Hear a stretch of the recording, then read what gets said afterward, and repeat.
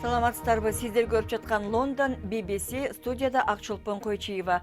Эл аралык спорт жаңылыктары менен тааныштырабыз. BBC менен эксклюзив маегинде Түштүк Кореянын президенти Корея жарым аралында жакында тынчтык орнойт деген үмүтүн билдирди. Орусия менен Украина ортосунда тирешүү күч алып, атаандаштык Азов деңизин дагы камтууда. Бул аптадагы клик берүүбүздө бурмаланган реалдуулук укмуш нерселерди үйүңүзгө алып келиши мүмкүн.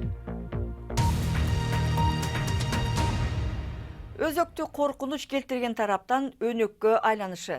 Түндүк жана Түштүк Кореялардын мамилеси биротоло өзгөрдүбү? BBC менен эксклюзив маегинде Түштүк Кореянын президенти Мун Же Ин Корея жарым аралындагы 68 жылдык согуш бүттү деп расмий жарыялоого аз калды деп билдирди. Бирок буга жетүү оңой эмес деп кошумчалады ал. Бул асыл документтерди Ким Чен Ын президент Мунга белекке берди. Бул белек де юре дали согушуп жаткан эки Корея өлкөсүнүн алакасы оңолгонунан кабар берет. Мен бул иттерди Пхеньянга барган сапарымда белек катары төрага Кимден алдым. Алар Түндүк Кореянын улуттук байлыгы катары саналат. Түштүк Корея президентинин Пхеньяндагы иш-чараларына 150 000 түндүк кореялык катышты. Мун мырза 10 жылдар бою аймакта тынчтыкты орнотууну көздөп келген. Бул жолу президент Мун Түндүк кореялыктарга кайрылуу мүмкүнчүлүгүн колдон чыгарган жок. Сөзгө чыгаарда толкунданып турдум. Төрага Ким мага сөз берерде муну сүйлөбө же бул пикирди билдириңиз деп айткан жок. Ал түгүл менден эмне тууралуу сүйлөйсүз деп дагы сураган эмес. Бул Түндүк Кореяда учурда өзгөрүүлөр болуп жатканын айгинелейт. Ким Чен Ын үстүбүздөгү жыл соңунда Сеулга бараары күтүлүүдө. Бул анын Түштүк Кореянын борборуна жасаган алгачкы сапары болот. Эгер АКШ убадасын аткарса, президент Мун Түндүк Корея өзөктүк объектилерин жок кылууга киришерине ишенет. Бул аптада президент Мун Европага барып, чөлкөмдөн лидерлеринен колдоо сурайт. Бирок көптөр Мун мырзаны оптимист катары сыпаттайт жана анын кыялдары реалдуулукка дал келеби деген кооптонуу бар.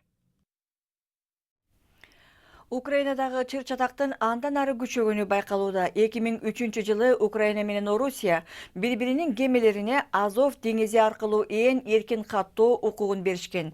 Бирок соңку айларда Орусия өзүнүн ал жердеги аскери кубатын арттырууда. Айрымдар бул көрүнүштү украиналык портторду экономикалык блокадага алуу деп мүнөздөп жатат.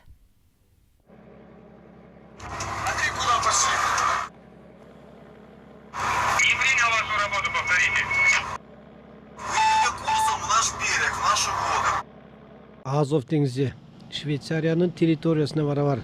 Украина, Орусия жана аннексияланган Крымга чектеш Азов деңизинде жагдай чыңалып турат. Азов деңизи Украина менен Орусияга бирдей таандык аймак деп саналат. Соңку бир жылдын ичинде эмне өзгөрдү? Орусия Азов деңизиндеги аскери кемелеринин санын көбөйттү. Керч кырсыгынын стратегиялык мааниси дагы бар. Азов деңизинен чыгып кетүү үчүн бир гана Керч кырсыгы аркылуу өтсө болот. Украинанын темир жана башка экспортторунун баары дал ушул багыт аркылуу өтөт. Орусия жакында эле Керч булуңунда көпүрө курду. Демек Москва кемелердин Азов деңизине кирүүсүн жана чыгуусун көзөмөлдөйт. Дал ушул себептен Украинанын портторун колдонгон кемелер бир топ кыйынчылыкка туш болду. Орусия көпүрөнү кайтарып жатканын айтат. Бирок кемелердин бир гана күн кечиккени $1500 тете. Бул экономикалык блокада. Биз блокадага кабылдык. Алар 2014 жылы Мариуполду күч менен басып ала албай калган. Эми алар экономикалык блокадага өтүп, башкарууну көздөп турат. Украинанын деңиз күчтөрү болсо, Орусиянын армиясы менен атаандаша албайбыз деп айтышууда. Крыма второго не будет. Бул дагы бир Крым болбойт. Демек Крымда болгон окуя бул жерде кайталанбайт да, Жок, Крымдагы окуялар кайрадан кайталанбайт. Орусиянын бардык адамдары эл аралык мыйзамдарга дал келерин айтып, айыптарды четке кагууда. Украина болсо Азов деңизинде ири флот жайгаштырууну көздөп тургандыгы айтууда. Сиздер көрүп жаткан BBC эми күндүн башка кабарларын көрөлү. Түркиялык булактар саудилик журналист Джамал Кашогинин өлтүрүлгөнүнөн шек санашпай турганын BBC'ге билдиришти. Алардын айтуусунда бул ырастоонун документалдык далилдери дагы бар. Журналист Джамал Кашоги 10 күн мурун Сауд Арабиясынын Стамбулдагы консулдугуна кирип кеткен бойдон дайыны жок. Сауд Арабиясы окуяга тиешеси жоктугун айтууда. Түркиянын соту Түркия менен Американын алакаларындагы кризиске алып келген пастардын ишин кыскартып, бошотуу тууралуу чечим чыгарды. Эндрю Брансон террорчулук жана тыңчылык менен алектенди деген негизде 3 жыл 1 айга абакка кесилген эле, бирок 2 жыл отургандан кийин эле боштондук алмай болду.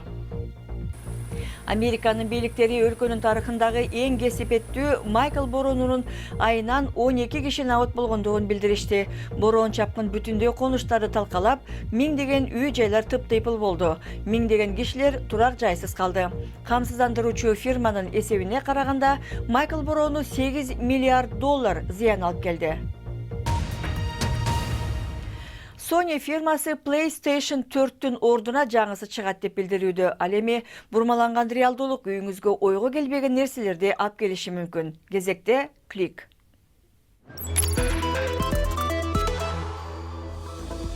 Sony компаниясынын президенти ишкана Sony PlayStation 4-түн ордуна видео оюндар үчүн жаңы жабдыктын үстүндө иштеп жатканын билдирди.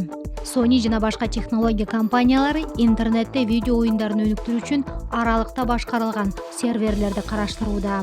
Бирок компаниянын жетекчиси Kenichiro Yoshida ал үчүн кийинки муундагы жабдык керек экендигин айтты.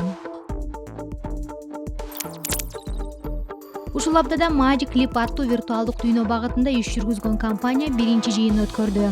Лос-Анджелесте өткөн жыйында кардарларга түрдүү интерактивдүү оюндар көрсөтүлдү.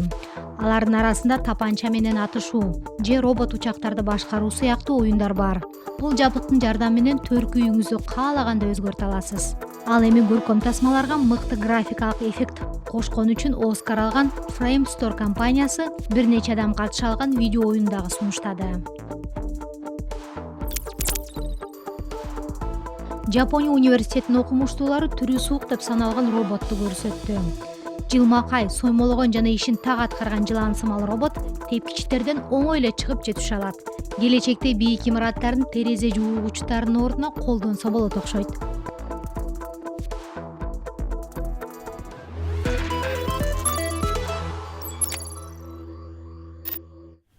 Спорт жаңылыктарына келдик. UEFA улуттук лигасындагы бүгүнкү оюндарда Англия менен Хорватия беттешет. Англичандар дүйнөлүк чемпионаттын жарым финалында жеңилгени үчүн өч алууга умтулат. Мындан тышкары Түндүк Ирландия менен Австрия жана Бельгия менен Швейцария беттешет.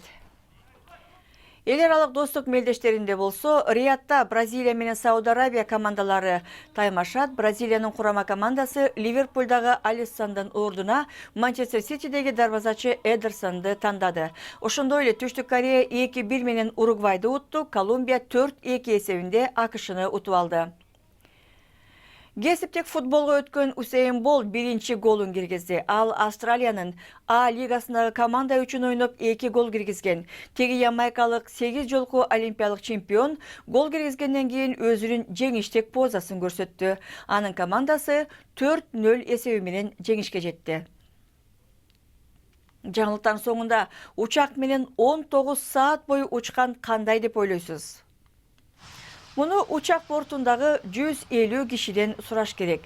Дүйнөдөгү үзгүлтүксүз жүргөн коммерциялык эң узак аба каттамы Сингапурдан Нью-Йоркко чейин жалпысынан 15.000 километрди камтыйт. Каттам 12 убакыт зонасын басып өтөт.